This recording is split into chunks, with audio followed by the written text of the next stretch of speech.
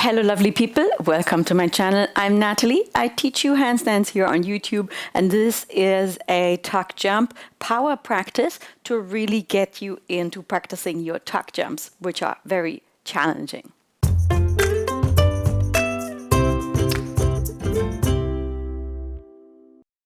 Let's just start by briefly warming up the wrists. Come meet me here on the floor, and we are going to rock back and front here over the wrists, finding your maximum point of wrist mobility. Really also press your fingers into the floor, and then let's circle here to the right 3 times, and then to the left 3 times.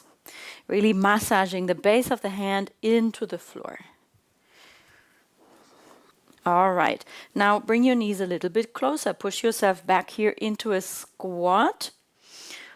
So if your squat is here, that's perfect. If you can bring the knees closer to the chest, even better. Finding that strong stretch across the Achilles. So notice I have a bit of a diagonal here to the front. So it doesn't matter whether you can't bring your heels to the floor. This is a perfect position just to find that fold. Now we want to maintain that fold as we gradually straighten the knees here. So I'm bringing weight here into my hands, and I still have contact between my chest and my thighs. And as I gradually straighten halfway here, bringing the heels to the floor, I maintain this contact. Hard work for the thighs, but what we want here is really to find a tabletop surface for the chest to rest on the thighs. Sometimes this doesn't happen naturally. In that case, you really have to create like a sit-up crunch, drawing your chest closer to the thighs. If you can't touch the floor, of course, feel free to put your hands onto a block or an elevation. Now, use the weight of your head to fully straighten the legs. We are going to repeat this 3 more times. So make sure that your hands are in a good position here to carry your weight. Now again, as we bend the knees, we find that tabletop surface here. I also bend my elbows. I adjust my hands so that I can take a little bit of weight into the hands here as my heels come off the floor, and I fold all the way down. Again, as we straighten here, bring weight into the hands, straighten the knees halfway, find that tabletop position, use the weight of your head to straighten all the way. One more time, bend, find the contact between the chest and the thighs, bring weight into the hands as the heels peel off. And straighten one more time by bringing weight into the hands. Straighten the legs halfway, find the tabletop position, straighten all the way. Okay, great. Come back up to standing. Let's roll the shoulders just to warm up the shoulders quickly. Drawing the navel in towards the spine, keeping the feet here hip width apart. To the front. Really big circles, juicy circles, as I like to say. Okay, great. To prepare ourselves for the tuck jumps, we are now going to do 10 straight jumps touching the floor, jumping with our arms up high, and I want to challenge you to push off with your feet, your toes, your whole foot as much as possible. So try one jump and notice how you jump. You bend, and then we want to straighten all the way. We want to fully straighten the knees, and we want to point the feet into the floor, using them as springs to really push off the floor. We want to get the biggest jump possible out of bending and pushing off. Notice the action of your feet. Sometimes we really don't use our feet at all, and we kind of just use the knees and then do a kind of restricted jump. So now, as you figured out your best jump, we're going to do 10 of them, pointing the toes at the end as much as possible. Let's go all together. And 1, 2, 3, 4. Point your toes all the way. 5, 6, 7. Point all the way. 9, 10. Fantastic. Let's remember this and take this energy into the tuck jump. Feel free to do this with the wall behind you if that gives you a bit of extra safety. We are going to do bunny hops. They are not glamorous, but they are very good for your tuck jumps. So we will find a position here on the floor where the shoulders sit on top of the wrist. That's where we want them to be aligned. And then we take them a little further forward. We round the back. We really push the shoulders into the floor. And then we bend and we use that maximum push that we've just practiced here by pushing off like a spring, pushing away from the floor. So it's bend and then explosively bringing the hips high.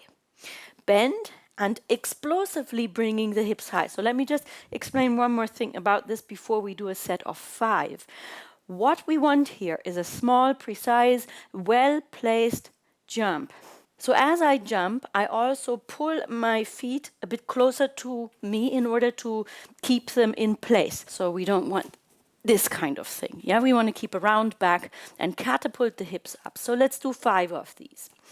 And bend and explosively push the hips high. And 2.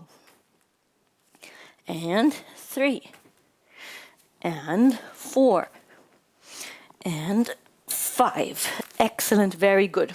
So we will repeat this now with an added bit, snapping the heels up. So we bend and push and snap. Bend and push and snap. Okay, so again, we are not quite jumping to the tuck yet. We are practicing an explosive push-off action. Let's do 5 of these all together. And bend and push and snap.